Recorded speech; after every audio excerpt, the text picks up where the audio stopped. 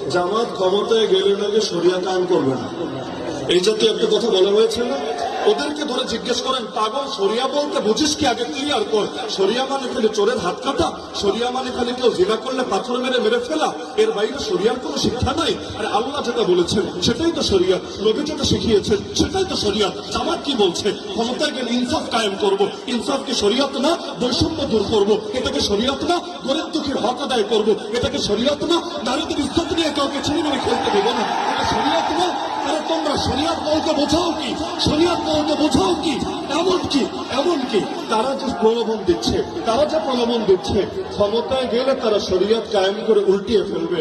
এটা কোন শরিয়ত? গতকালও তো আমি দেখেছি, আমি নিজ কানে ভিডিও, সরাসরি তো ছিলাম না, এই মাঠের কথা বলছি। এই মাঠে আমার নাম ধরে নিকৃষ্ট ভাষায় গালিগালাজ করা হয়েছে নাকি হয় নাই? আমাকে আজকে এখানে আসতে দিবে না এরকম ঘোষণা এক অথর্ব দিয়েছে নাকি দেয় নাই?